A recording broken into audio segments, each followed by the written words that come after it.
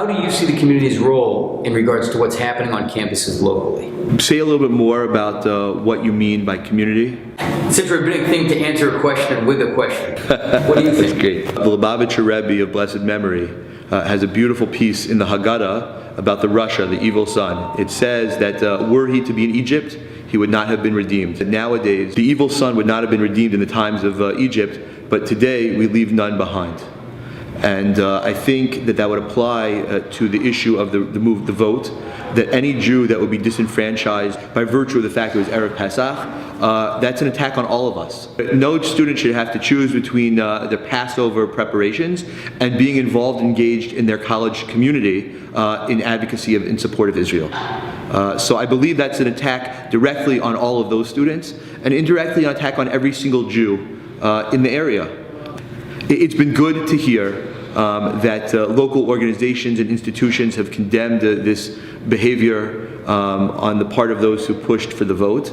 And frankly, I do feel that there is a responsibility that needs to be better understood on communities towards their local college campuses. Because ultimately, college campuses are the place where our future leaders are born and developed and trained and inspired to come back into our communities. And if we want them to do that, we need to be invested in them throughout their time there. I myself would like to pose a similar question. Is there a role for families and individual community members to simply be present and to engage with people, with students, undergrads and graduate students on college campuses who are anyway living in somewhat of a bubble? And would it be the case that involvement from local community members would provide a stabilizing force, a normalizing presence, a rootedness that perhaps could be of support and of chizuk, of strength to members of the university community? Shimon ben Zavulun. Rabbi Yosi grew up in Memphis, Tennessee. He went to close Talmud of Rabbi Ephraim Greenblatt, the Rebbe Ephraim, from whom he received smicha. From a young age, he was known for his brilliant mind and quick wit, and after graduating from the Yeshiva of Memphis, he attended Karen Yavna for 2 years, and then received his BA at Yeshiva University and his MA at Columbia University. He then chose to dedicate his life to inspiring young Jewish students. He started as the rabbi on the campus of the University of Wisconsin at Madison, followed by 5 years at the University of Massachusetts at Amherst as a JLIC rabbi on campus. And finally, he worked as the OU Regional Director for Synagogue Services. He won prestigious awards for his innovative approach to education, including the Greenspan Award for Excellence in Jewish Education, which praised his ability to quote, look how they quote this, to empower a myriad of college students with the specific knowledge and leadership skills that they needed in various fields. And none of this took place in the classroom. It was all through experiential education. Rabbi Yosi created a home away from home for Jewish students, strengthened kashrut on campus, enhanced Shabbos programming. Tragically, he passed away at the young age of 38. One of our chaverim commented to me, I spent much of my time at my first RCA convention with Yossi. Just 1 year out of yeshiva, I was serving as a rabbi myself on a college campus. And I was unsure of my professional future. I was seriously struggling with what I should do. But Yossi was willing to give me every moment that he had outside of the sessions to talk to me. He listened, he gave me advice, he gave me chizuk. That is who he was, always going out of the way to boost the confidence of those who needed it. I dearly miss Yossi now. Yehi zichro. Last week, we observed Tisha B'Av, the 9th of Av, which is a communal day of mourning for the Jewish people. And this week, in Shul, Jews around the world read the Haftorah of Nachamu, Nachamu Ami, where the prophet instructs the Jewish people to comfort Jerusalem. And not to discuss those verses from the prophet, but the way that he describes the consolation of Jerusalem is very different than how we console people. I over the years of studying, I came across a number of passages in the Talmud that relate to different rabbis comforting other rabbis who lost children, adult children, and their attempts to comfort their colleagues. And I happened almost by accident to find a passage last week in a lesser known, lesser studied short tractate which called Avos de Rebbe Nassan, which is an expansion of Pirkei Avot, the Ethics of Our Fathers. And I'm not going to read the extended version, but the idea is that Rabbi Yochanan ben Zakkai, who was one of the leading rabbis both spiritually and politically at the time of the destruction, lost a son. And his students, who all became preeminent rabbis, came to him to offer words of consolation. And he had 5 students, and the first 4 said, Rabbi Yochanan, may I say something? He said, yes. Don't you know that this biblical personality lost a son? And he accepted comfort, so you too should accept comfort.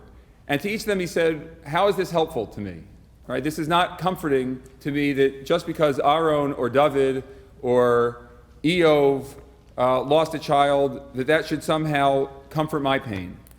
And his 5th Talmud, who was a prized student, came to Rabbi Yochanan ben Zakkai and said, let me give you a mashal, let me give you a parable about a king who leaves something precious with you. And you're always nervous when that gift is with you because you want to be able to return it whole. And he says that you taught your child and he learned and he became a wonderful person, a great person, and he was returned back to God. And he said this was comforting. And the question is, why was this a comforting statement more than the others? And if I might share one brief thought, the idea is that the rabbi who came to Rabbi Yochanan ben Zakkai did not speak about the loss or the pain to Rabbi Yochanan ben Zakkai. He spoke about the person. He spoke about the son. He spoke about who the person was that Rabbi Yochanan ben Zakkai had raised, and gave him a perspective that other people around him also understood the value of the son, also understood the value of what the son had accomplished. And so I think that this, in my mind, framing kind of what we are here at this Yahrzeit Shiur, at this memorial service, is something like that. My father will introduce Dr. Jeremy England, who Yosi was, and he'll talk a little bit more about that, to share words of Torah from his scholarship, as we do often learning together in the merit of a person who is deceased, that in his merit we study Torah, and that should be a zechus for him, followed by a group of people, of friends, close friends, who have known Yosi from different stages of life, to share brief words about their experience with him at different stages of life. And I think that this will hopefully, both through the study together and through getting to hear a little bit from Yosi's friends from growing up and from later in life, will help all of us appreciate him, and then also as a community and everybody here get some comfort in his loss. So with that, I would like to introduce my father, who will introduce Dr. Jeremy England.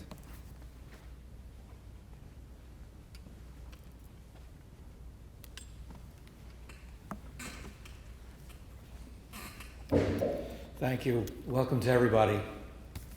The idea of having some kind of memorial program for Yosi came up a long time ago.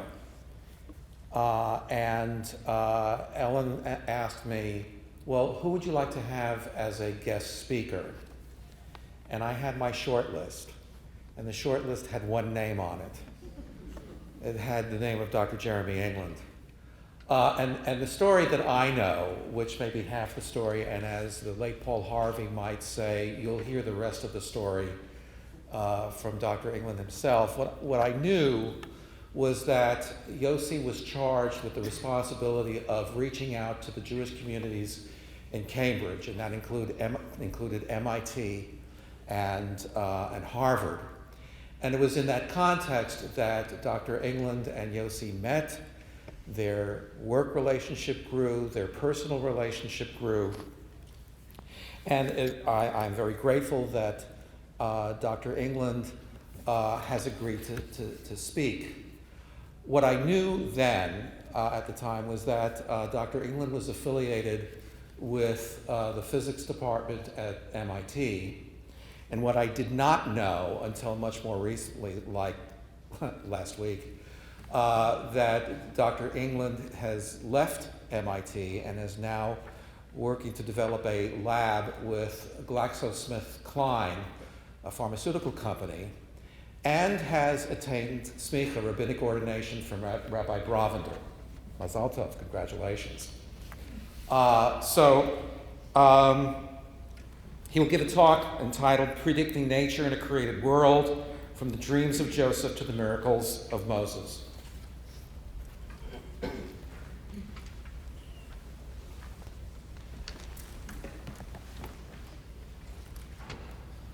Thank you all very much. It's really a tremendous honor to be invited here to speak. I'll just start briefly to tell you a little bit about my connection to Rabbi Yosi. I first met him on a day when I was visiting the campus of the University of Massachusetts in Amherst, actually in my capacity as a physicist.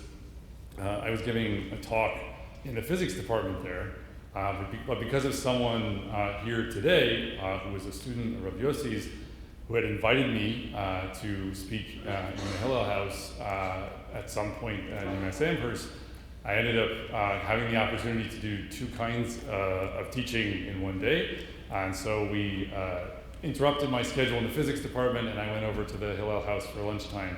And there I met with Jeremy, someone else named Jeremy, who was the one who invited me, and also Rabbi Yosi and a few other people, and we sat down and we had lunch. We talked about, among other things, some of the things that I plan to talk to you about today. And then subsequently, after I moved with my family to Brookline, Massachusetts, and Rabbi Yosi also did, we reconnected because I would say of two things. First of all, his appreciation of a significant need on the part of students who are seeking a relationship to their Judaism in this present era and are surrounded by the swirling world of scientific innovation that this society presents us with, and are looking for where to plant their feet. You know, he appreciated, I think, a significant need that I feel very strongly also is an important challenge in the study of Torah and in our understanding of the role of Am Yisrael in the world in this era.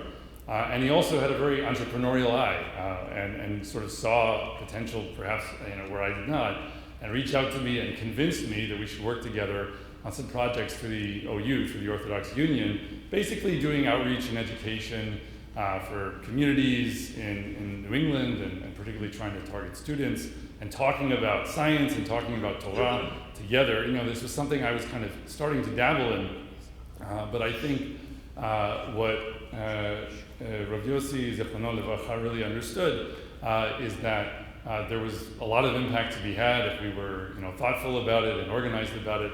And so he, convinced me to go on this journey with him. And I really think, as a result of his effort and his encouragement, and a lot of the discussions we had, and the initial work we did together, and the events that he organized and made happen, and I participated in, I really got rolling in a direction that I've kept moving in. And so I really want to declare that, for the remainder of my life, Rav Yosi has a share in the merit of all the Torah that I'm teaching, like what I plan to talk to you a bit about today.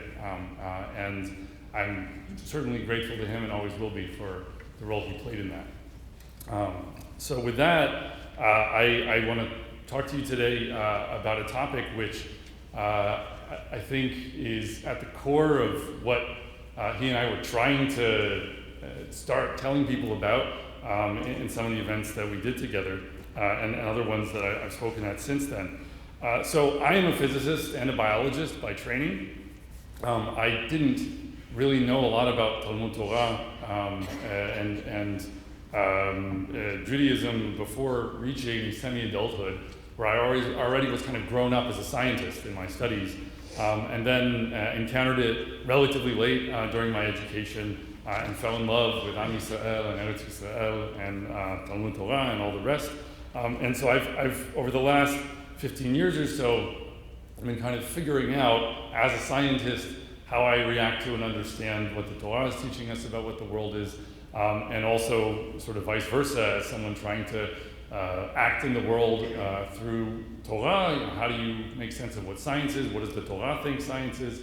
And I think there are some interesting things to say about that. I mean, in particular, what I want to try to argue to you today is something which shouldn't sound surprising, but I think our intuition is set by the sort of modern era to think of it as surprising, which is that the Torah really knows what it is to reason scientifically about the natural world and understands at a very deep level what kinds of knowledge of the world can be attained through that kind of reasoning. And obviously, if you're reading the Torah as a text of unrivaled authority given to us by the creator of the world, and that's how I'm committed to reading it, certainly, then it shouldn't be surprising that it contains that understanding. And yet, I think we're inured to the feeling that the Torah is about this other stuff, and science is, in this other domain over here, and the healthy thing is to kind of not let them touch, because then there's something kind of explosive that happens at the boundary. So that's one way of managing it, or else we feel like we have to make some kind of choice between one or the other. There are a lot of positions that people take in this space that maybe seem to pull one way or another in that respect.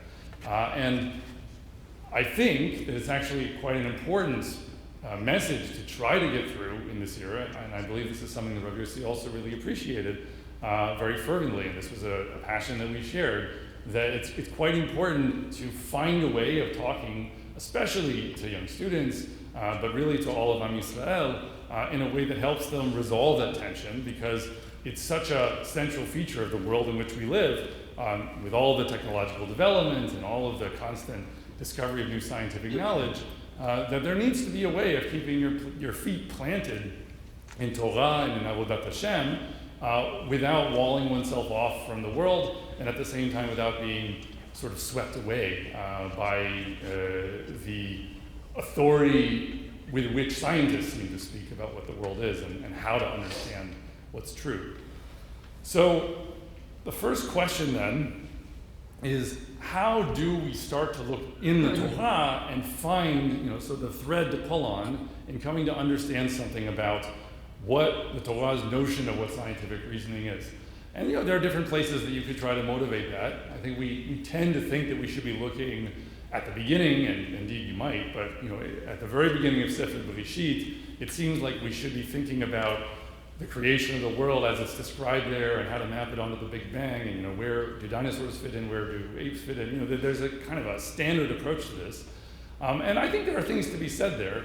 But I want to take you to a different place in the text today that I think may actually be a more coherent jumping off point for this discussion, and maybe one that isn't necessarily always identified as such. And that is the personality and life and times of Yosef HaTzadik, the son of Yaakov Avinu. Joseph the Dreamer, as he's sometimes called. The reason I think Yosef HaTzadik is an important personality to focus on is because, on the one hand, he is someone who makes accurate predictions about the world, but on the other hand, he seems to do so in a way that may kind of distinguish him from his forebears. So what I mean by that is that usually, when someone in Tanakh, when someone somewhere in the Hebrew Bible makes a prediction and it turns out to be true, we tend to accept that it's a premise of the text that people can do all sorts of things that are very surprising. There are Nevi'im in Tanakh, there are prophets in the Hebrew Bible.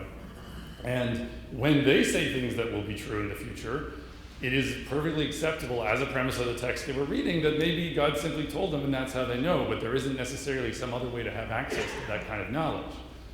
But what's interesting about Yosef is that he's not talked about in the same terms as his father or his grandfather or his great-grandfather, right? Abraham and Yitzchak and Yaakov, there are all these moments where we have some version of Vayomer Hashem el Abraham el Yaakov, right? That God is speaking directly to them, that these are Nevi'im who are being addressed by Borei Olam, by the creator of the world, in some direct way.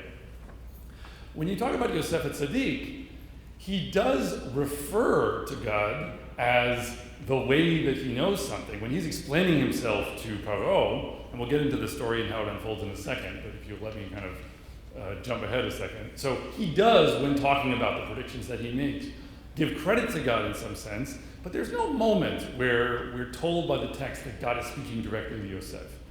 And that's interesting because it carries over all the way into Sefer Dvarim, the book of Deuteronomy, much later on in the Torah, where we're being told about laws of how to decide whether someone is a true prophet or not. And interestingly, the text finds the need to somehow make a distinction, perhaps, between someone who is a Navi and what's called a Cholem Chalom, a dreamer of a dream. Right? So why does the text need to mention a Cholem Chalom, a dreamer of a dream, if it could just say Navi? Why does it need both phrases? You might say they're just two ways of saying the same thing, or maybe Cholem Chalom, the dreamer of the dream, is a way of explaining what it is to be a Navi, and there certainly are commentators who read it that way. But alternatively, you could say perhaps it's talking about two different kinds of things.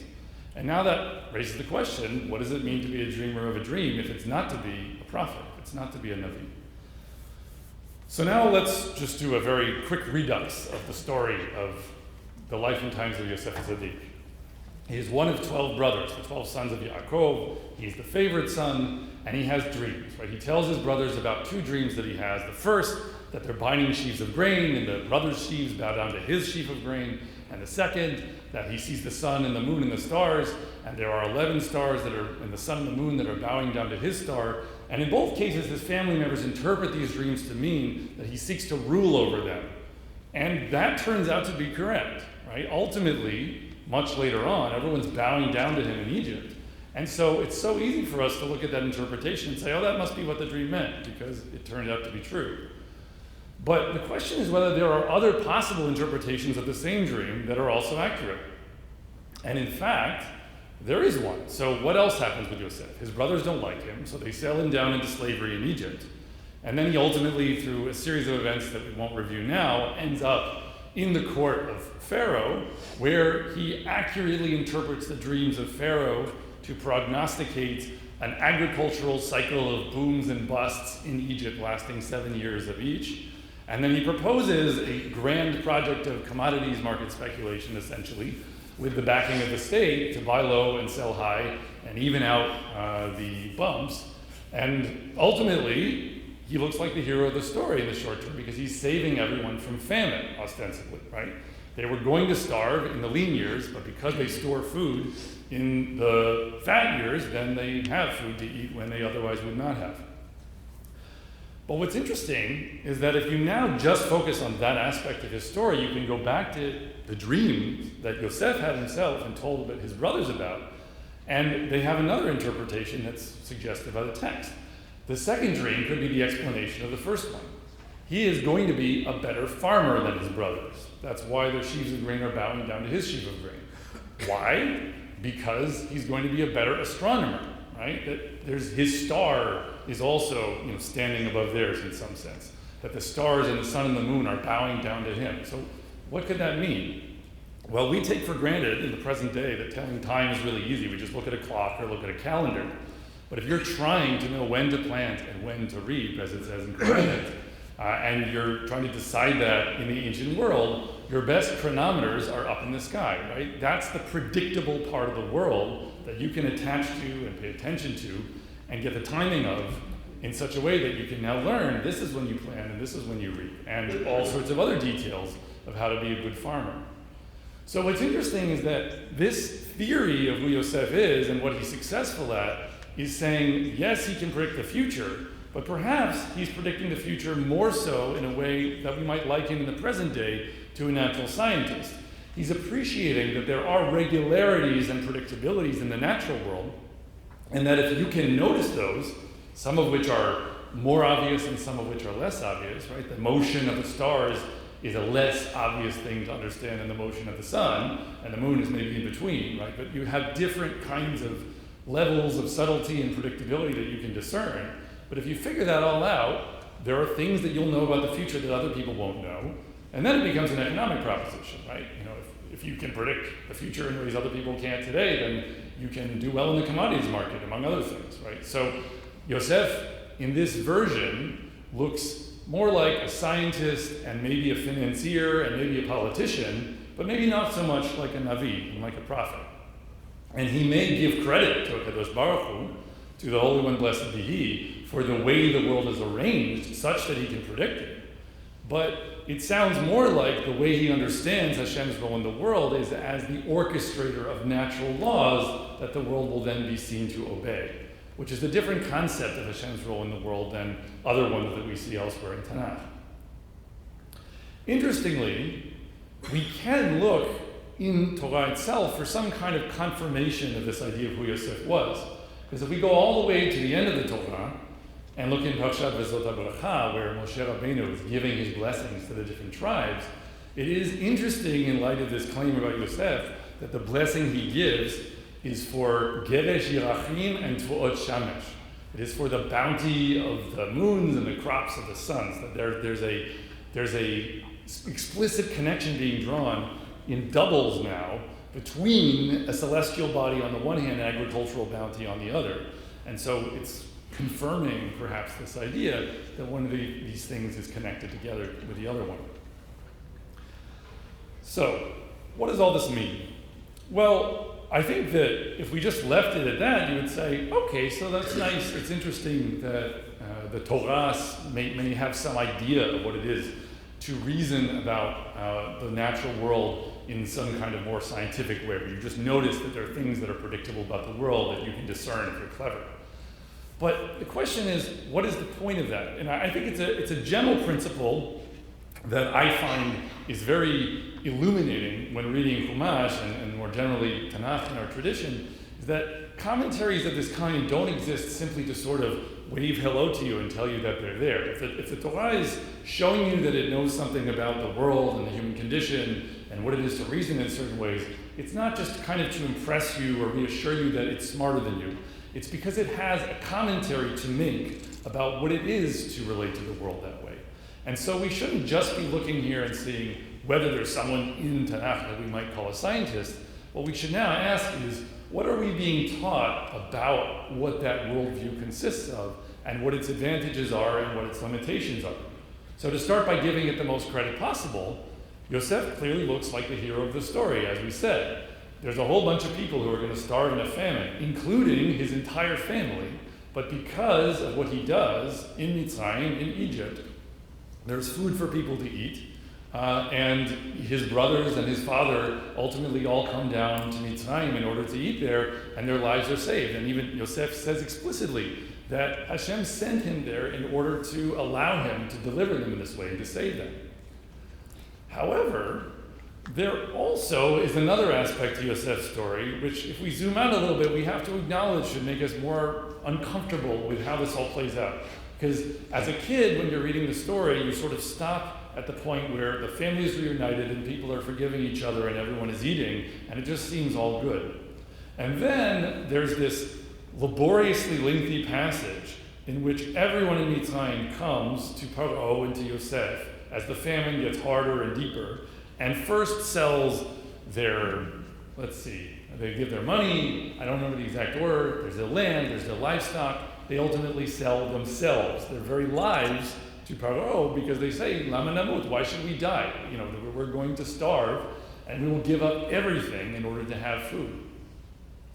So ultimately, what this whole process does is it becomes an engineered takeover of the entirety of the Egyptian economy for Paro, who now owns everyone as slaves, lock, stock, and barrel. And I think, you know, if we just have spent a few years in the cycle of Jewish holidays and reading the Torah, it's not so strange to have a negative reaction to the idea of Egyptian slavery as the outcome of all of this, right?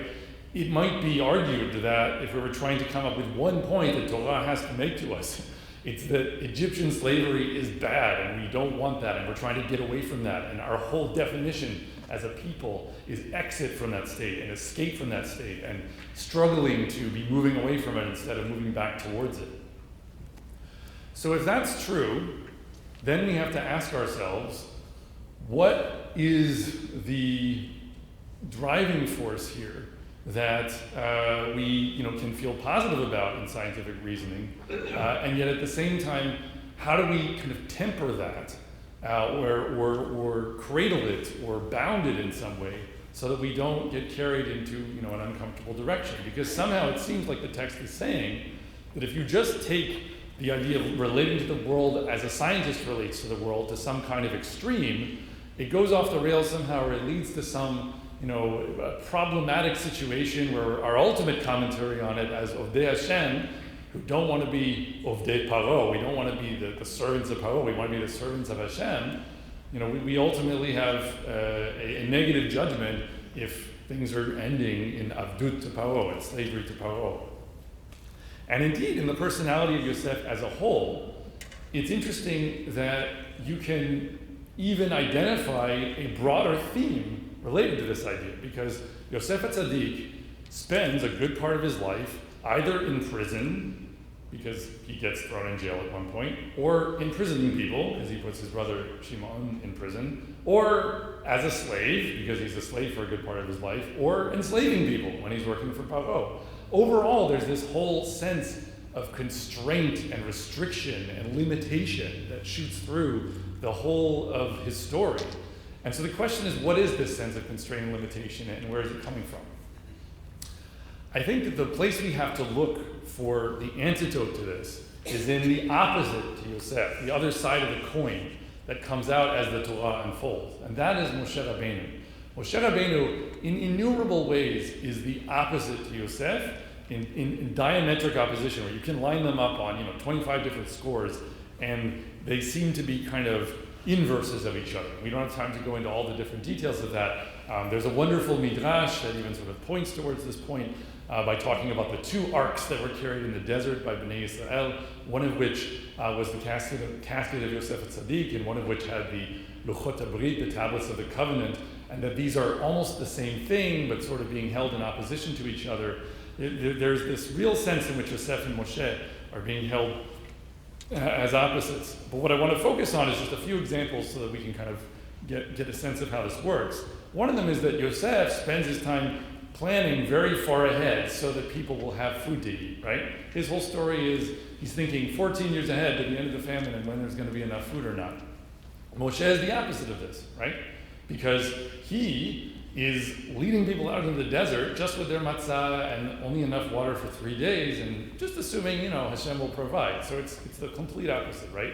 Another example, very basic one. Yosef essentially leads Bnei Yisrael down into Egypt and ultimately into slavery, although it takes longer than that, right? And then, in opposite to that, of course, Moshe is bringing them up out of Egypt and to Eretz Yisrael. So they're running in opposite directions. But I think perhaps the one that we wouldn't have been prepared to recognize until we did this setup, where if we're thinking of Yosef as the one who represents relating to the world as natural laws that can be discerned in an almost scientific way, Moshe is also the opposite of that, right? Because Moshe Rabbeinu is the one who's always going around doing things that seem impossible. He's turning a stick into a snake, and he's striking water from a rock, and he's splitting the sea. He's associated with all of these resoundingly and stunningly unnatural things that are happening in the course of our reading of Chumash. And Yosef seems to represent the opposite of that in some sense, as we've now established.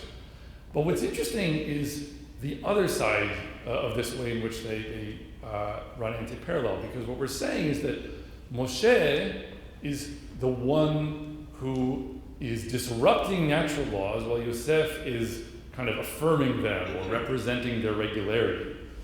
Moshe, on the other hand, we know is a lawgiver, but he's not giving natural laws. He's giving personal or human laws. He's bringing laws that are meant to regulate the behavior of people and the choices of people. So now the question is there some opposite way in which Yosef represents the other side of that coin? And for that, I think what we can do is we can look at a very curious midrash that really this whole discussion has been circling around. So the sages comment on the verse in Tehillim, which is Hayam Ra'a Vayanos. We read it during Hallel. The sea saw and fled. It's talking about the splitting of the sea. When Moshe Rabbeinu is leading Bnei Yisrael out of the desert and the Egyptians are catching up with them and they're closed in against the Sea of Reeds, against Yam Suf, and then the sea splits when Moshe holds his mateh, his staff, over the water. That's described in Tehillim as Hayam Ra'a Vayanos. The sea saw and fled.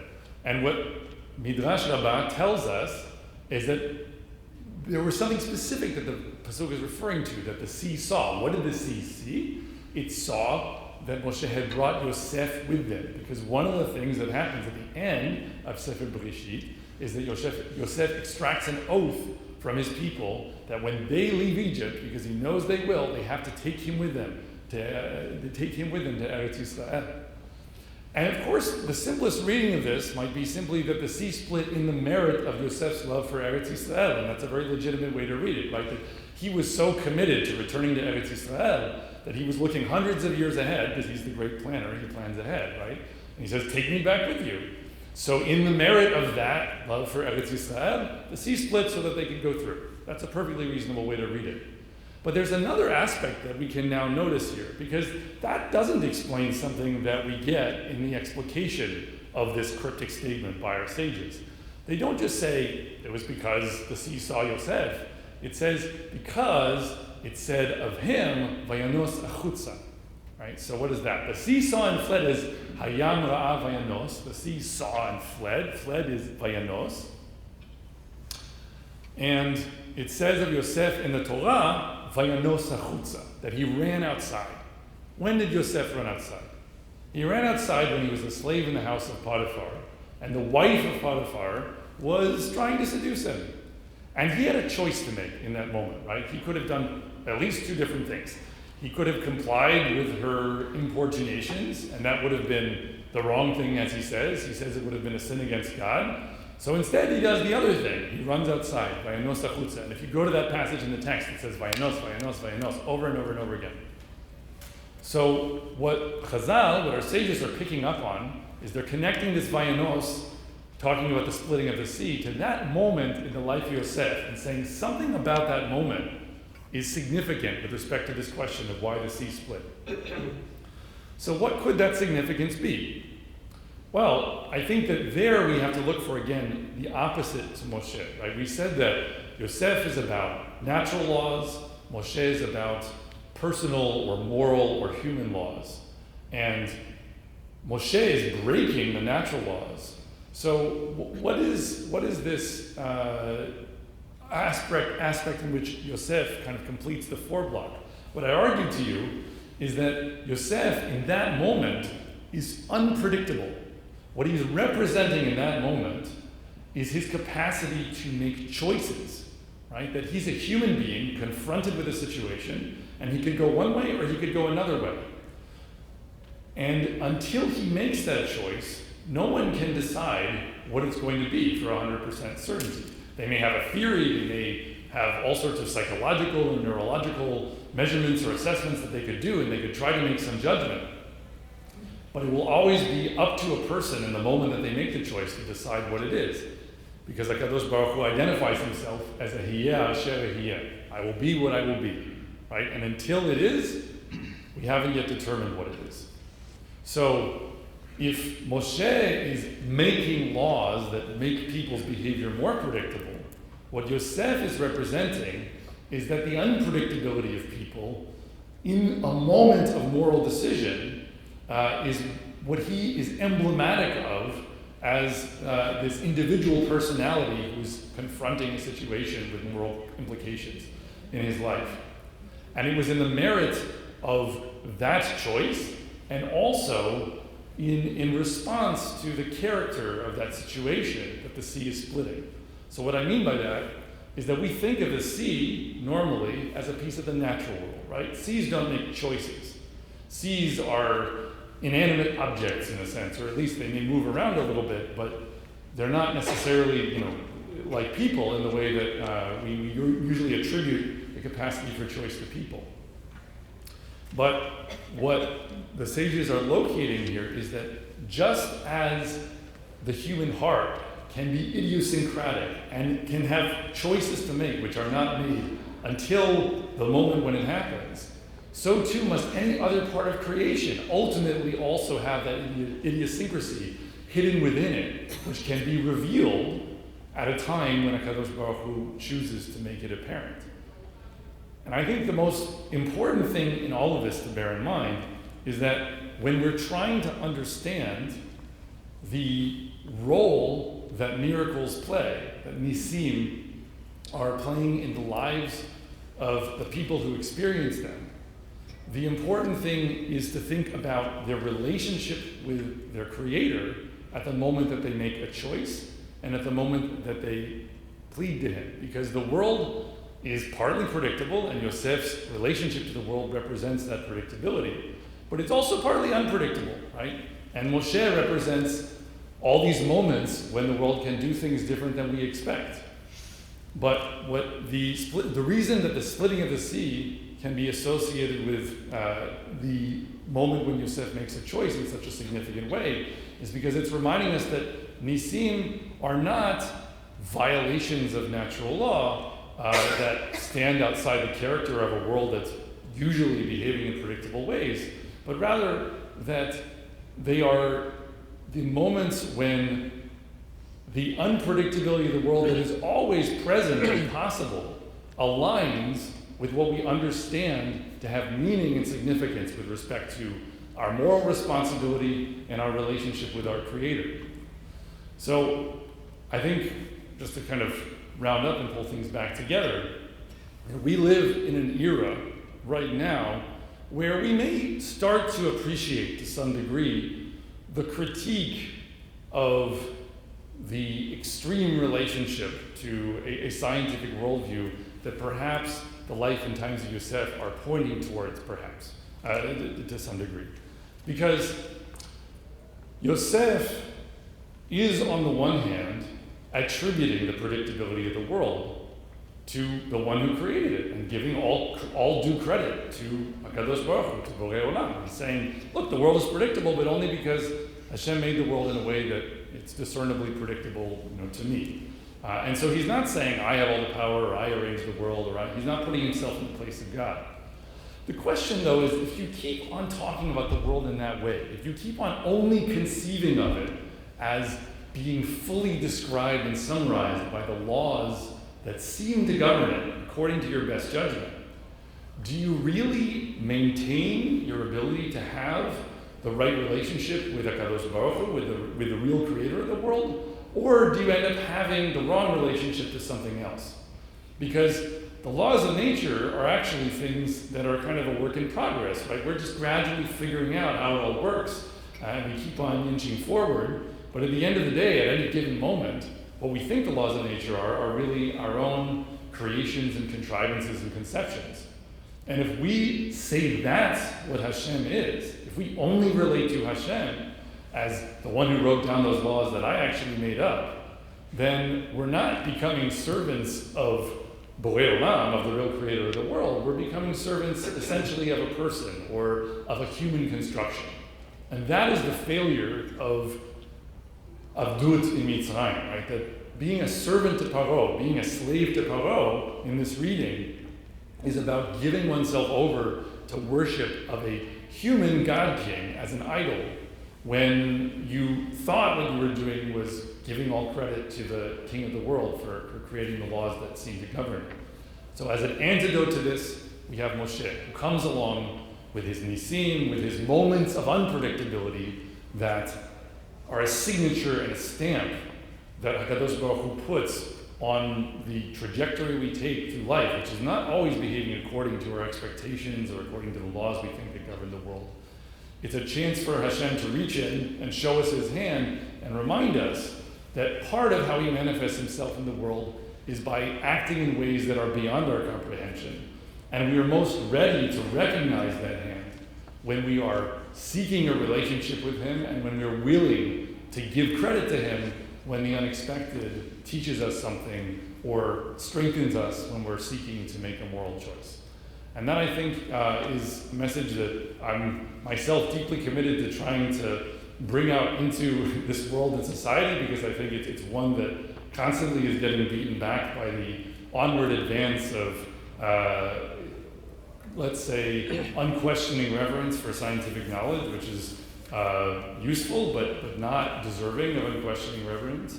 And I think it's also something that certainly was the basis for a great friendship with Rabbi Yosi, and that we both believed very much in trying to teach about. And so with that, thank you very much, and it will be a pleasure to talk with you all in due course.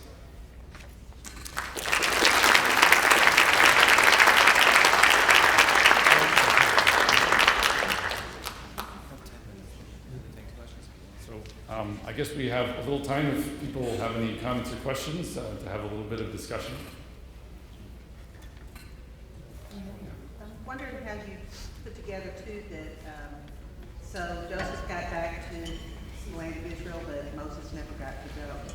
Yeah, that's an interesting observation. So just to repeat for everyone, another way in which Moshe and Yosef are anti-parallel is that Yosef Tzaddik is the ultimate example, seemingly, of someone where attention is given to their desire to have a final resting place in Eretz Yisrael, and that an oath is extracted, and that it is ultimately very definite, where we find the kever of Yosef Tzaddik in Shechem.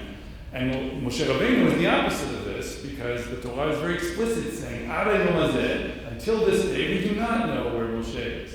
And interestingly, there is another Ad hayom hazeh in Chumash that pertains to Yosef, which is the law that he makes in Mitzrayim, that a fifth of all the wealth in Mitzrayim is given to Par'ot, the Chok Ad hayom hazeh. So the text is even calling attention to this moment with Yosef and Moshe, and showing again how they're anti-parallel.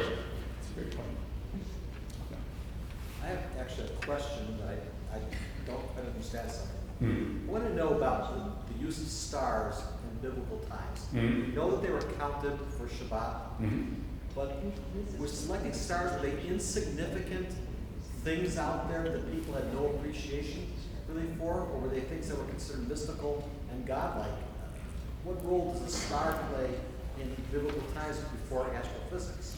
That's a great question. So, and certainly, so I'll repeat again, someone's asking, how should we think about stars in the conception of the ancient world, sort of in the era of people like Yosef Tzaddik? What was a star in people's mind? And so I think that there are different ways you can go with this. So I know, for one, there are interesting readings of the dreams of Yosef, where the stars and the sun and the moon have very explicit symbolic connections to things like the ancient empires. I think it was like the sun was supposed to represent Egypt, and the moon is supposed to represent Babylonia, and so I think people were very much more so in a pagan world comfortable with the idea of celestial bodies as being representative of mythological or political factors that people wanted to describe.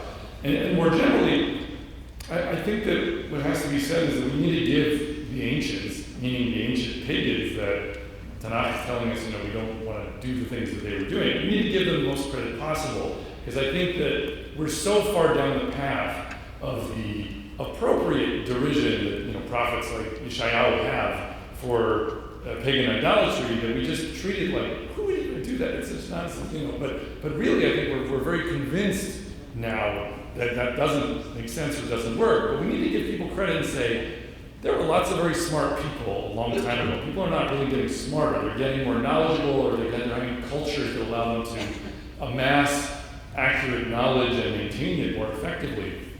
But there were very clever people thousands of years ago, and we should give them all due credit, if they were deciding that they thought the stars could tell them something.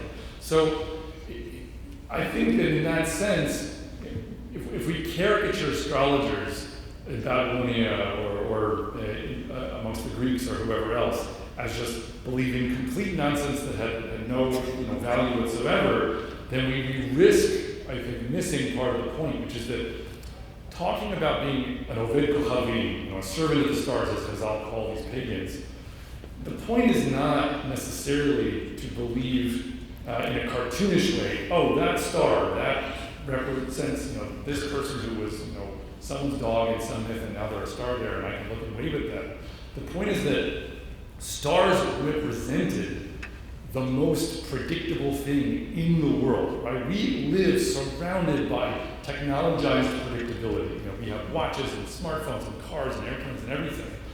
And it feels to us like the most predictable things in the world are not natural. But at an earlier stage, when there was much less technology, there was very little in the world that was very predictable. And discerning that the world could become predictable was much more difficult because, you were typically just surrounded by animals stampeding around, and there was disease, and there was much less regularity, there wasn't manufacturing and all of that. But if you looked up in the sky, there were things that happened the same way every day, like the sun rising and setting. And then there were things like the moon, where at first it has this subtlety to it, where you can't quite, explain everything the moon is doing. But if you really think about it, whenever there's a full moon, it's always rising when the sun is setting. And you also notice that you're always looking at the same side of the moon, but that means that really, if it's going around you, that it must be turning at the same time. That you start to realize there are things you can figure out about what's going on. And that's why physics got its start, to a large degree, with people looking up at the sky, because there wasn't as much that you could figure out down here. People like Copernicus and Kepler are talking about the beginning of the modern period. So all of that is, I think, a preamble just to say that if you think of the stars as representing that which is predictable about the world, then I think it gives the ancients much more credit, because when they're saying, these stars are that god and these stars are that god, that is not so easy to operationalize. I don't know how to supplicate this particular star to make things happen. But I think the point instead is that deification of the stars was really about saying there are powers in the world that are very predictable. And if you understand and can relate to those powers in an intelligent way, and there's a lot that you can achieve in the world, that starts to sound more like, I have an economic theory, or I have, a physical theory, and if I understand that really well, I can make technology. And it may be that, the theories elaborated in this were more about social processes or things that, are a bit more possible to understand in the ancient world. But I do think that all credit must be given that when people were saying, I want to go worship the stars, the best that could be said of them is that they may have understood some things that were predictable about the world, but the mistake that they made then is to take their apprehension of that predictability and to make a god of it. And that's something we still are at risk of doing today, because if I make a model of how cannonballs fly through the air, or how black holes are spinning and radiating or whatever, I can be very impressed with my predictions. But at the end of the day, if I say, my model is so successful that it has replaced the whole of creation, and now what the world is this little picture that I made of it, that's the essence of idolatry. And not so different, actually, than what the pagans were doing. One more?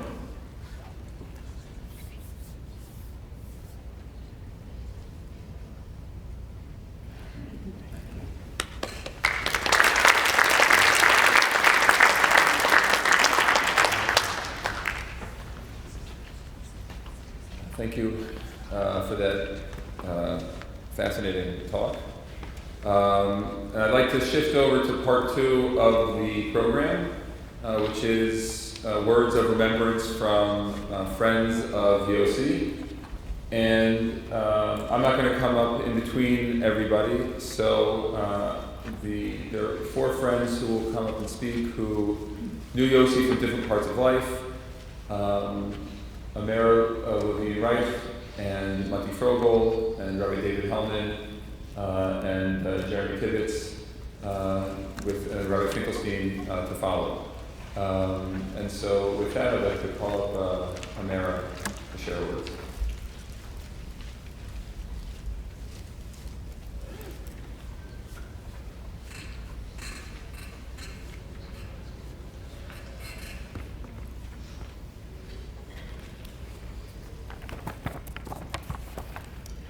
In 1997, Yosi and I, along with our 12th grade classmates from the Margolin Hebrew Academy, Feinstone Yeshiva of the South, stood right here in this room on this very stage to receive our high school diplomas. A year after his passing, I still can't wrap my head around the fact that he's no longer with us. That only 22 years later we're referring to him in the past tense, that we're here today without him and gathered to pay tribute to his memory. I first met Yosi when he joined my class in 2nd grade at the Margolin Hebrew Academy. He was the new boy with the blonde hair and the sparkling eyes who wowed us by knowing so many big science words. And he made us laugh all the time. Throughout our childhood, we challenged one another academically and became close friends in the process. In 7th and 8th grade, Yosi and I were in an advanced math class with just one other student. To offer some perspective, our 3rd classmate now works for Microsoft. Yosi completed a bachelor's degree in math and economics and a master's in quantitative methods, and I've made a career of avoiding math by working in communications. But as hard as I had to work to keep up in that class, it stands out in my mind among my favorite memories from junior high school. I vaguely remember the geometry proofs we tackled together, but mostly I just remember the laughter. Laughing so hard at ourselves, at the ridiculousness of algebra, sometimes at nothing at all, but largely because of Yosi's sharp sense of humor and contagious laugh. He had a way of taking difficult things and making them palatable, and I have no doubt that that special character trait served him well as an educator and in connecting with his students.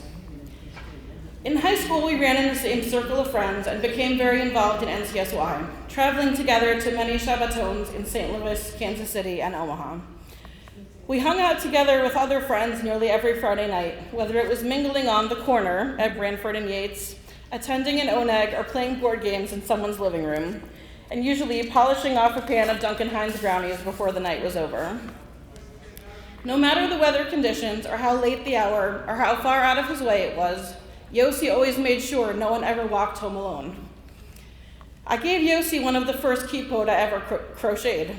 Though it certainly looked like the product of a beginner, he wore it proudly because he knew I'd worked hard on it, because that's just the kind of friend that he was.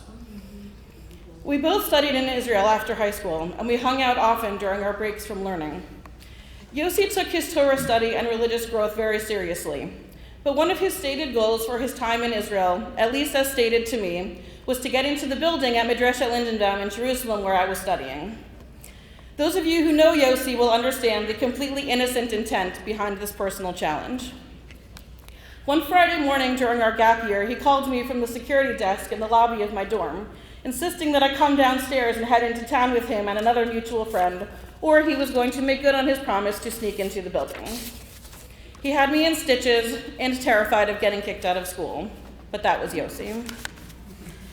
We largely lost touch after that year, going our separate ways to college, forging new relationships, embarking on careers and families. We ran into each other occasionally in Memphis and in New York, but it was always a treat to see him. But most of what I knew of his adult life came from social media. As his longtime friend, I was so proud of his tremendous academic and professional successes, though not the least bit surprised. Now, of course, I wish I'd taken the time while he was still here to let him know how much he was admired and respected and fondly regarded by all those who grew up with him. Yosi was so brilliant and funny and kind and special, and I missed out on much of that by failing to stay in touch with him. It is such a shame that his life was cut short because he no doubt had so much more to offer the world. I want to close by sharing some excerpts from a touching article by our mutual friend from NCSY, Sarah Davis Rudolph, that was published on the OU website shortly after Yosi's passing. She poignantly captured so much of what Yosi's childhood friends have been feeling since we learned of his death. I share these words with Sarah's permission. I lost a friend. Do I even get to say that when I can't remember the last time we spoke or saw each other? When I can't summon up a single anecdote or description other than the generic funny and smart? But he was my friend during some of the most formative years of my life, when I was a struggling teenager, gratefully overwhelmed to have found my place in NCSY. Yosi was a crucial piece of that experience, regardless of what my faulty memory would have one believe. He was funny, and he was smart, and he was more. He was just him. I can't think of him without a smile, even if I can't put into words what it is that makes me smile.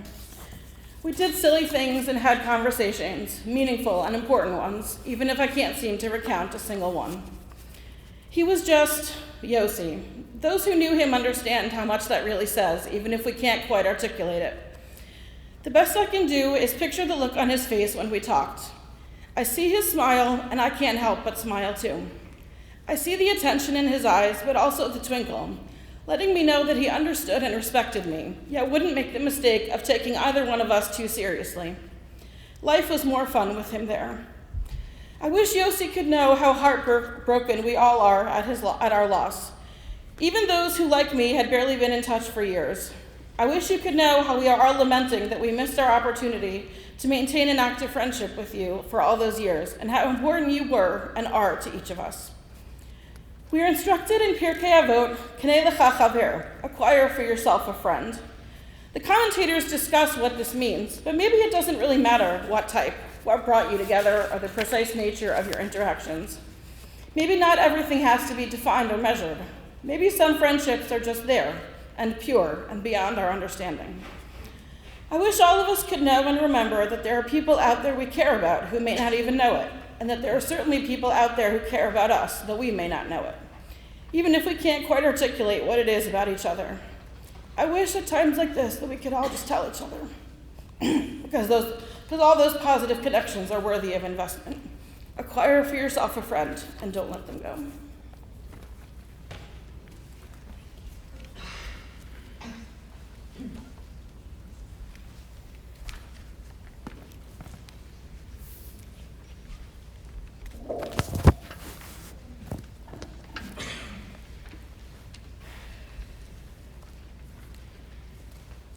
I'm fortunate to live in a community where someone else who was extremely close to Yosi just happens to live. Her name is Zivia Weiss Arno.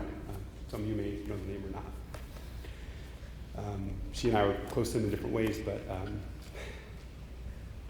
nonetheless, we were sitting over a recent Shabbos table at our home, and of course we were reminiscing with my wife, who knew Yosi extremely well as well. Closer to the mic. Pardon me. Is that better? Yes. Great. All right.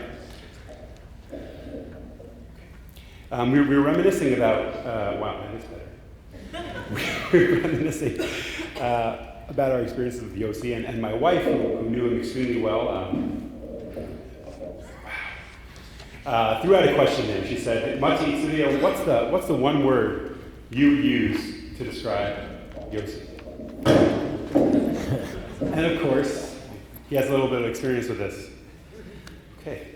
And of course, Tzivia and I, as two Orthodox Jews, came up with different answers. Go figure. One was acceptance, and one was humility. And like a typical Orthodox Jewish disagreement among scholars, of course, I think you're going to see that we were both right. And that both acceptance and humility were Yosi. We're about to do a siyum. I know some of you may or may not be familiar with. I'm friends with a lot of very smart, learned people. Doesn't rub off, as you can see, but nonetheless, they make a lot of siyumim. One of the more famous, and one of the things that we do at a siyum is we recite and we kind of learn together the last portion of the Masechta, of the tractate that you finished. A whole bunch of my friends, certainly not me, finished the tractate of Sota. I may have heard that finished like 5 or 6 times in my life, and I'm not that old. But every time I see this Gemara, it always brings a smile on my face. And so the last Mishnah in Sota says as follows, and it discusses the universal impact upon the passing of some of the greatest sages of the previous generation. And the Mishnah says, Mishames Rebbe, when Rebbe passed, who was Rabbi Yehuda Anasi, Batla Anava V'Yiraschi, humility and the fear of sin left with him. The Gemara immediately responds, and not surprisingly, it's Rabbi Yosef who responds. He says, how could it possibly be that there's no more humility in this world? I'm still here. And I'm a really, really humble guy. I'll let that sink in for a moment. And again, the word is anava, right? Right? Sounds weird to many of you, right? Lo listening, anava. Don't say that there's no more anava in this world, there's no more humility in this world. Ika ana, for I am still present. Many of you, when you hear the word humility, you probably have what I would say the Google definition, and this is actually the Google definition. If you Google the word humility, it says, having or showing a modest or low estimate of one's own importance. Based on that definition, Rabbi Yosef does not appear to seem very humble at all. This Gemara always, and I think always will be, something that reminds me of Yosi. First, like some of you may or not be thinking that Gemara may or may not be a joke. I don't know. But certainly, in discussing this with Yosef, we always thought it really, really might be. And Yosef was always able to find the bitingly funny aspects of life, even when you least expect them. But secondly, and maybe not so surprisingly to some of you, I can personally attest that Yosi on at least one occasion earnestly has said to me, "What? I'm an Anav. I'm a very humble person, Letty. I am." I mean, he's literally said that to me, I think 3 or 4 times, but I want to say at least once. And the question is, I will say he was 100% right, but not with the definition we're using. And if we're to take Rabbi Yosef seriously, we need to redefine what this idea of anava is, this idea of humility is. The Rambam in Shmona Prakim, which is his introduction to Pirkei Avos, Ethics of Our Fathers, explains that although anava, which is true humility, and kind of the Google definition, which is again having a low opinion of oneself, others on is shiftless, while they both deal with self-perception, self-understanding, they're quite very, very different. Rambam explains that an anav, a truly humble person, reflects the perfect equilibrium between shiftless, which is our Google definition, and pridefulness and haughtiness. Perhaps guiding the Rambam in this new understanding of what anava is, where it's kind of an equilibrium, self-understanding, is the Gemara Megillah, which attributes the concept of anava, true humbleness, true humility, to God. So one would assume God does not have a low opinion of himself. I want to read to you just straight in English because it's very kind of reads smoothly. Again, this is in Gemara Megillah. Rabbi Yochanan said, "Wherever you find the greatness of the Holy One, blessed be He, there you find His humility, anava, or anvasadusa, which is His anava. This stated the third time in the writing. This stated, found is written in the Torah, repeated in the prophets, and stated the third time in the writings. It is written in the Torah, for Hashem your God, He is the God of heavenly forces and the master of masters, the great, mighty, and awesome God, who shows no favoritism and accepts no bribe. Afterwards is written, He performs justice for the orphan and widow, and loves a stranger to give him food and clothing. It is repeated in the prophets, as it is written, for so says the exalted and uplifted one who abides forever and whose name is holy. I abide in exaltedness and holiness, but am with the contrite and lowly of spirit, to revive the spirit of the lowly, and to revive the heart of the contrite. And it is stated the third time in the writings, as it is written, sing to God, make music for His name, extol Him who rides in the highest heaven with His name, God, and exalt before Him. Afterwards it is written, Father of orphans and judge of widows, God in the habitation of His holiness. What you see from this Gemara in Megillah, and what is apparently abundantly clear, is that true divine manifestation of anava, of humility, you can see it manifest in the acceptance of benevolence toward the disenfranchised and those in need. The Gemara highlights that you can see the anava in a person by how he interacts with those around him, particularly those who lie on the fringes of society.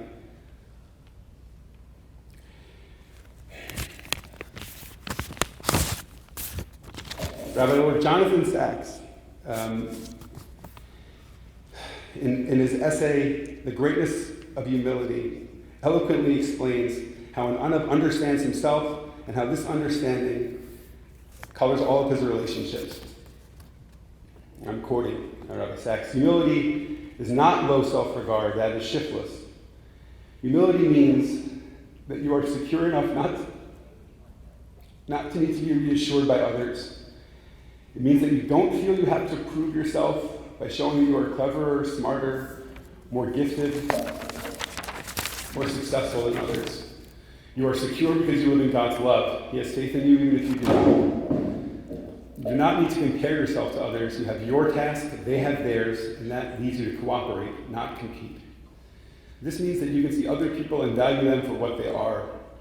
They are not just a series of mirrors at which you look only to see your own reflections. Secure in yourself, you can value others. Confident in your identity, you can value the people not like you. Humility is the self turn outward. It is the understanding that it's not about you. Reading this passage for the first time brought tears to my eyes. I don't know if any of you were thinking, but this is a spot-on description of our beloved Yosi. You'd be hard-pressed to find a person who truly cared for others while at the very exact same time did not give a second's thought about what others thought of him. Yosi was a paradigm of this divine self and social awareness. He was a true anav. I'm fortunate to have had the opportunity to personally bear witness to the fruits of Yosi's anava. As an NCSY advisor, Jam Rabbi, and JLIC Rabbi, Yosi was the champion of acceptance and the advocate for those students sitting on the sidelines. As a clear function of his anava, Yosi focused his efforts toward the least popular students and made meaningful, life-altering connections with them. Not surprisingly, those students gravitated toward Yosi. There was no judgment, there was no measuring up, there was no pride. Yosi knew that he was a person with many strengths and struggles, and always strived and successfully saw this in others. Yosi saw and valued others for what they truly were. Yosi was secure in himself, and because of that, he accepted people where they stood. As Yosi has reminded me probably a million times, Mati, it's just not about you. And it really never was about him. We have all grieved Yosi's loss and the example of his anava and acceptance that he can no longer be to his students, those who love him, and especially those who he loves most with all his heart. May Yosi's memory be a bracha to inspire us, Simcha and Batsheva, to find our own modicum of anava and to turn ourselves outward to be a light unto others.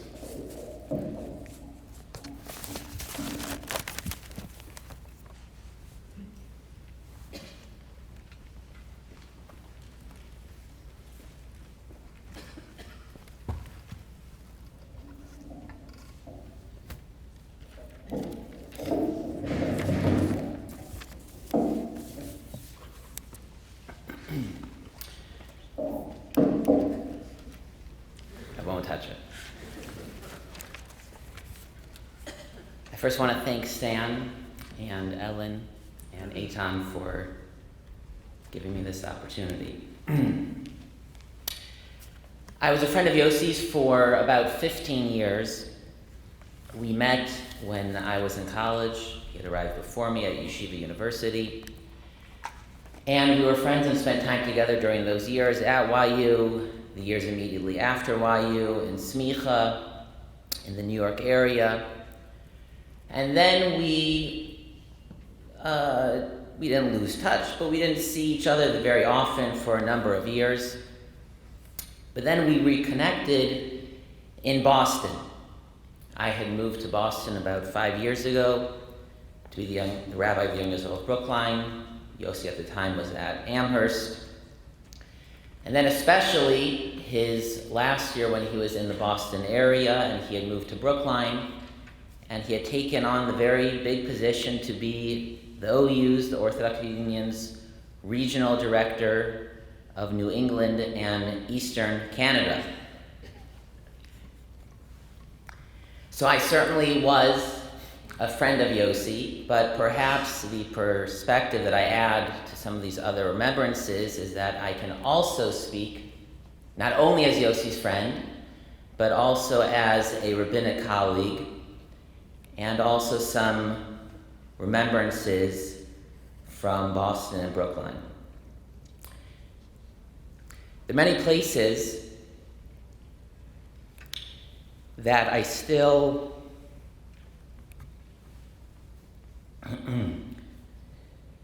drive by and think particularly of Yosi. There is a Starbucks in Kenmore Square, if you know Boston at all. It's really basically around the corner from Fenway Park, where we went one time to celebrate something. It's not really important. It was something good in Yosi's life. I happened to be around and I suggested, let's go to Starbucks and celebrate. It's not an area where Starbucks I am often near, but when I am, I think about Yosi. Of course, whenever I pass his apartment building on Beacon Street, I think about Yosi. There are many things that make me think and remember Yosi. There are many things that I loved about Yosi. But I wanted to share in the few minutes that I have, not just something that I enjoyed or loved about Yosi, but something that I learned from him in some way that he taught me. And again, maybe in particular, in a rabbinic role. Even that I could choose from several things, of course. He did not only teach me one thing, but I decided to focus on this. Yosi taught me to not accept the spiritual status quo, but to imagine how things could be better, and better not just in a small way, but better in a very big way. He taught me to be a little bit more brave, to try new things, to not assume that something won't work just because no one else is doing it, to not be afraid to try something because others say it won't work, certainly not to be scared just because it might actually not work. Yosi had big ideas and big dreams, and he saw what others did not see. I'll share with you 3 examples, all from, again, that one year when he served as the regional director of New England, living in Brookline. Yosi had an idea to bring together all of the Orthodox rabbis of Boston. He wanted to first bring them together in a single room to have a meeting, to have lunch, to meet each other, to talk about some things, and then slowly from that to build a rabbinic fraternity of all these different rabbis. And there are many different kinds of Orthodox rabbis. The rabbis of the non-Orthodox shuls were invited, the rabbis of more yeshiva shuls, the heads of the kollel, the Boston Rebbe, outreach rabbis. And this might sound like a simple thing. It's just getting people to sit in a room. But it clearly is not such a simple thing, and the proof is because it had never happened. In fact, there are 2 rabbis that amongst the other rabbis, 2 rabbis that I both respect, but who had very significant differences of opinions on serious matters. And what was told to me was they will not, certainly not speak to each other, they will not sit at the same table. But that did not stop Yosi. Now it helps that I think when Yosi originally invited everyone, he didn't know that. But he found out before the meeting was scheduled and happened, and it did not stop him. The halacha is Jewish law permits small white lies to preserve peace. And Yosi employed that halacha, and it happened. We had this meeting of all the Orthodox rabbis. Even those 2 rabbis showed up, and it was something that had never happened before. The second example is Yosi came to me. This is something that I was much more personally involved, and he had another great idea, something that had never happened, certainly not in decades. We have many colleges in the Boston area, many with a Jewish and also an Orthodox and Shomer Shabbos population. There's Harvard and MIT and Cambridge. There's Boston University closer to where I live. There's UMass Amherst where Yosi was a JLIC rabbi. There is Brandeis and a few others with a scattering of Orthodox or Shomer Shabbos students. And his idea was to have a Boston-wide collegiate traditionally observant Shabbaton at the Young Israel of Brookline, where I was the rabbi, where I still am the rabbi. Others thought, everyone agreed it was an amazing idea. The question is, could they actually do it? Others thought, you're not going to really get the students off campus. It's hard. It's very hard to get students off campus, especially to some place that they do not know. Logistically, it was going to be hard. There really was not that much time to prepare. It was beyond at least my natural vision of how I saw my shul. But we did it. I helped. Yosi was at the lead. And it was an incredible success, something that we're trying now actually to repeat. It was such a great success. Students from all those schools that I mentioned came. They had an incredible time. It was incredibly energizing for the community. Relationships between these two communities were forged. We heard a little bit in the video when Rabbi Yosi was talking of trying to break down the barriers to connect the silos of the Boston communities and the Boston colleges. And on every level, it was a great success. And finally, Dr. England referenced this a little bit. There's an area in Boston, happens to be where Harvard and MIT are, Cambridge, and recently, post-college individuals, more and more are beginning to settle in that area, singles, young couples. There really is no shul there. There really is no communal infrastructure there. And Yosi realized this is a community not being served. No one is serving this community. No one is providing guidance, teaching Torah, support in any way. Yosi had a dream. He was not able to accomplish this. Yosi had a dream to buy a house. I'm not sure if he shared this with any of you. To buy a house in Cambridge. For him or for someone else that would become a Jewish center in Cambridge. He encouraged me and others to reach out to this community. He introduced me to people who lived in that community. And in that year, a lot happened. There was a lot of success. Yosi started these 3 critical projects that no one was doing at the time, that no one perhaps even thought of doing. Began the process of bringing together all of the Orthodox rabbis of Boston, of connecting the communities of Boston to the colleges of the town, and investing in this new developing community at Cambridge. Unfortunately,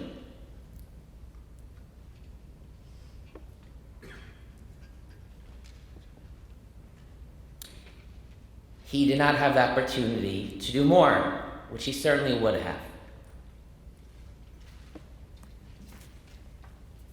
He just began these projects. But, if it is any measure of consolation, there are others, myself, others in the Boston area who are still working in these 3 areas. People realize Yosi was right in all 3 regards.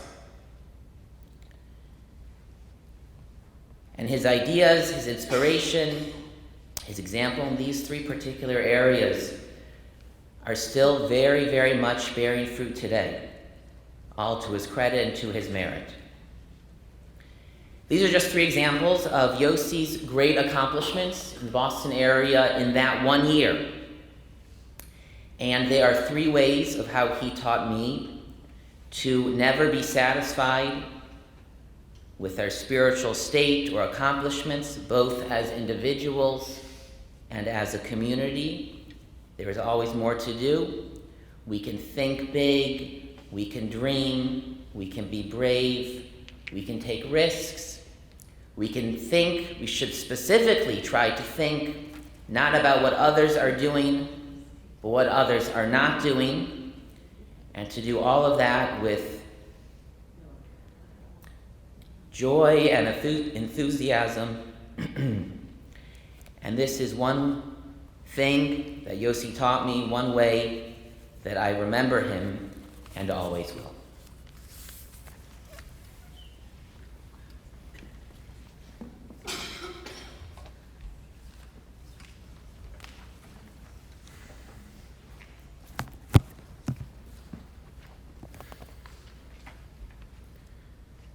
Nachamu, Nachamu, Ami, Yomar Elohim. Nachamu, Nachamu, Ami, Yomar Elohim. Dabru elev Yerushalayim, Kiru Eineha. Dabru elev Yerushalayim, Kiru Eineha.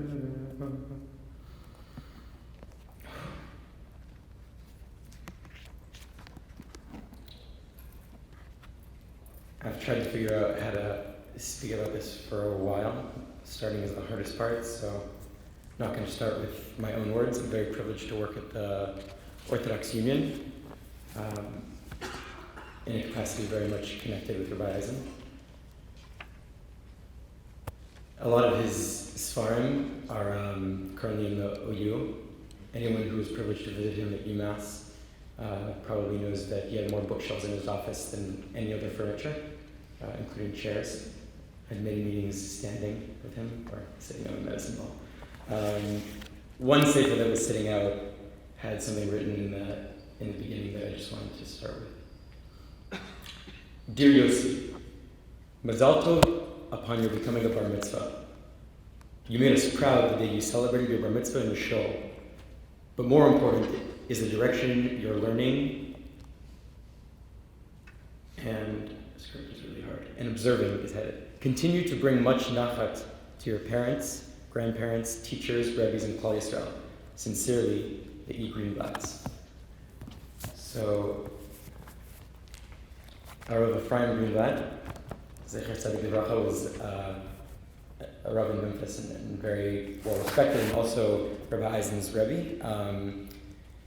Wrote a very long sefer of Shuvot, Rav Ephraim, and one day, I was a student of Rabbi Eisen's at UMass, and one day during davening, he presented me with something in this book, and he just handed it to me, and he was like, "You have to see this." Unsurprisingly, I had no idea what it said, and I was like, "Rabbi, can you help me out here?" And he was like, "Oh, sorry." So he starts to explain. I don't remember all the details exactly. It was maybe there was like somebody after the Torah reading. We do like a Haftorah read from the Nevi'im. I think somebody had started to put the Torah away before he read the Haftorah, and so Rabbi Greenblatt, basically his answer was, "You should." I can't remember exactly all the details, but the point that I do remember is that the Shiloh was not. It wasn't a question that Rabbi Greenblatt had received from somebody. It was a question that had happened to him, and he wasn't sure if he made the right decision. So he put it in his own book of responsa. He basically did research to find out if he did the right thing. His conclusion was he hadn't. And Rabbi Eisen, after he explained it to me, he just like said 2 or 3 times, he said, the humility in his Torah. And that was really who Rabbi Eisen aspired to be, and who he really achieved to be, somebody humble, honest, responsible, and maybe above all, somebody who just loved Torah more than anything. Once after Rabbi Eisen had some issues with his back, one time he was in the hospital and he called me and asked me to pick up some things for him from his apartment, really just books. And he asked me, above all, to make sure I brought him Tanakh so he could study the weekly Torah portion. So I went into his house and I brought it for him, and I made sure to bring him a Tanakh with the commentary of the Malbim, which is just a very fascinating commentator, but also his favorite. And when I presented it to him, he just got this huge Rabbi Eisen smile. And he said, "How did you know this was the one that I wanted?" I said, "Rabbi Eisen, you talk about this guy all the time." He was still surprised. He was really full of surprises, though. As much as he was surprised then, he was really full of surprises at UMass. He was constantly involved in projects before I could get to them. All the time I was like, I have this idea, Rabbi Eisen, one time I was like, we should do an interfaith event. There's this cool thing, the Newman Center on campus. And he's like, oh, it's run by Father Daly? And I was like, yeah. He's like, oh, I've been meeting with him for a few months. It sounds like a great idea.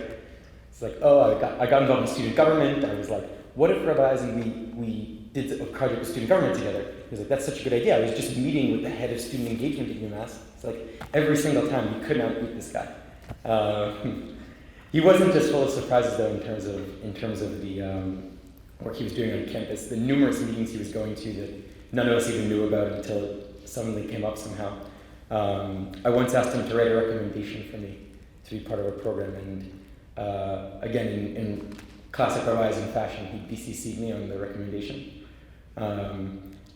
The first line was, to be honest, I have some reservations about recommending Jeremy Tibbetts to this program. Obviously, I freaked out and opened it, and the entire first paragraph of the recommendation was how Rabbi Eisen would much rather I go to Israel and study under Adin Steinsaltz. And it really turned out to be like a very beautiful and like inspiring recommendation. He had this way of always speaking directly to us, even when he wasn't speaking to us. And he wrote this recommendation for me for a position I ended up getting. But at the same time, I think was really giving me a message about how I should go study under Adin Steinsaltz and work at the OU. And now I work at the OU and study under a student of Adin Steinsaltz. So that's Rabbi Eisen. He really only saw the good in people all the time. People of different backgrounds, opinions would come into our Hillel, come into our projects and things like that. And no matter what, he would always have a good thing to say about them. I mean, even people who like come in and just like totally wreck the place, he only had good things to say about them. He was really Malamed on people. The Malbim himself, Mordechai Cohen, a scholar of rabbinics, right through how the Malbim always would say there were no synonyms in the Torah. Every word in the Torah was chosen particularly for a unique reason.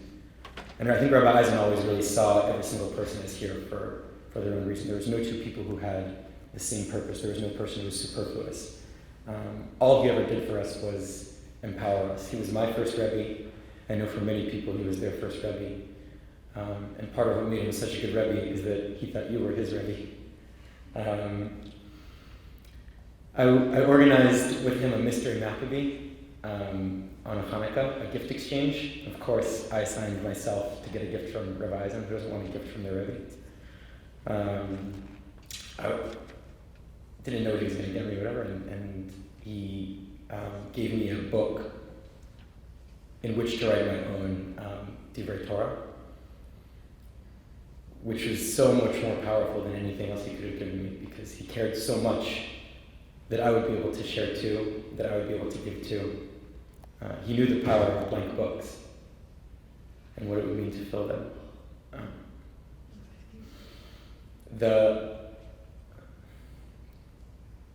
The absence of not having him here is a lot bigger, it feels sometimes, than how it was to have him here. We just talked about Shabbos Nachamu in the spirit of sharing our own Torah. Nachamu can sometimes be comfort. Comfort's a good translation maybe, but there's another use of that root in the Torah, V'nachem, to change, right? Moshe entreats God at one point, V'nachem al ra'ah. Just don't do bad to the nation, change course in a sense. Sometimes our Nechama comes from changing our perspective, changing our minds and opening ourselves, and that's what Rabbi Eisen really taught me, the importance of opening ourselves up to other people, how important relationships are, just for having them, how much you can help a person grow and become who they're meant to be, help them write the next chapter in their blank book. And I know he can hear us, and so I just want to say to him that I really miss you, and I was looking for you at our wedding, and I think I saw you for a second. And there's a lot I still have to learn from you. And I don't really know where to go. But I'm always going to keep going. And all of us who you helped are going to keep going and keep helping other people.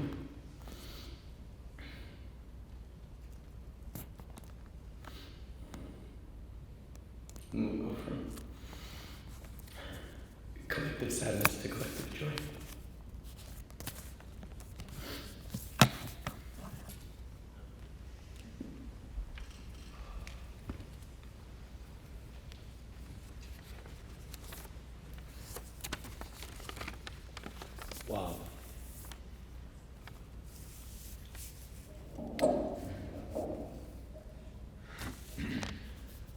When I think of Yosi Eisen, when I think of Rabbi Yosi Eisen, I have to think deeply. When I think of Yosi Eisen, I see him in deep thought with his grandma Norma. When I think Yosi Eisen, I think of proud parents. When I think of Yosi Eisen, I see him dancing with the Torah on Simchas Torah right here.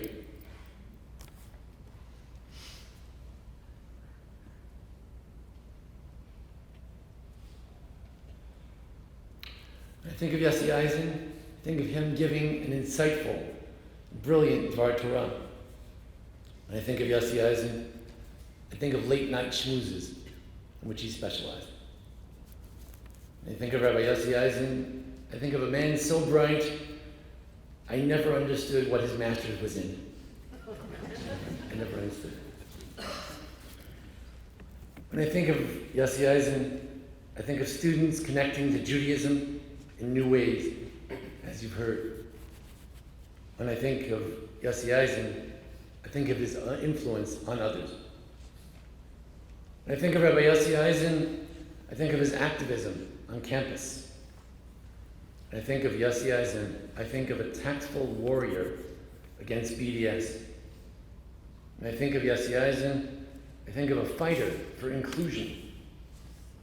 When I think of Rabbi Yosi Eisen, I think of his fighting for what's right on campus.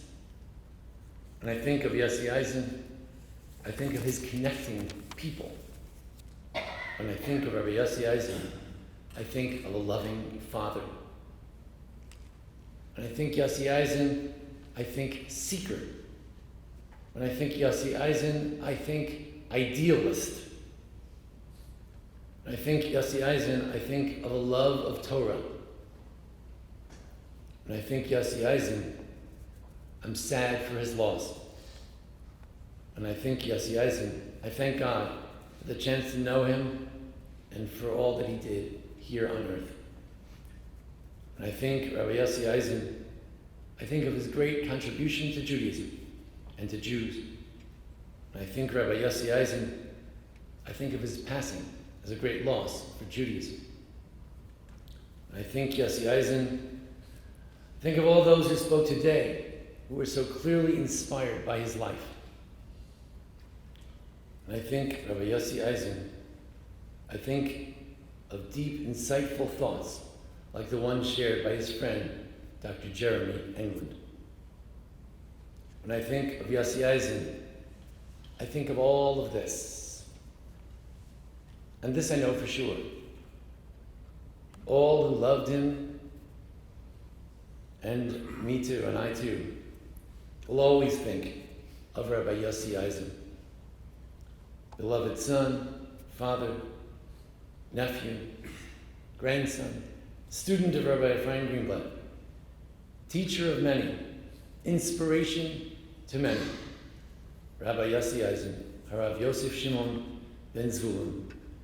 Yeh zichro baruch, may his memory be a blessing, and may his parents find comfort in the fine person, the brilliant, humble, and outstanding person that they raised.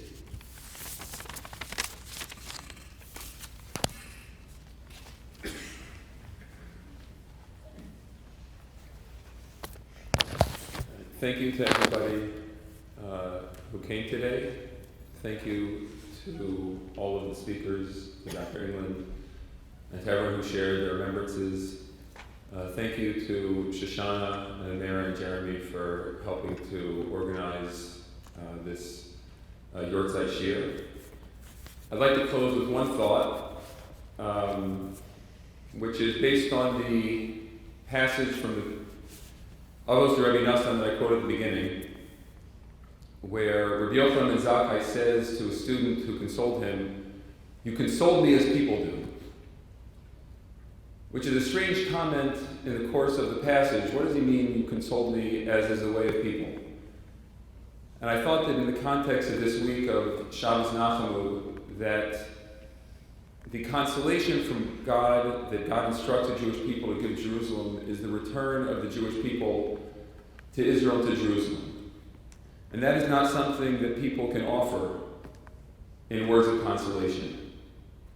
And so I think to close, we dream of a day, certainly of the ultimate consolation, where we believe that there will be a Techiyas HaMesim, the revival of the dead, and the coming of the Geula, the ultimate redemption.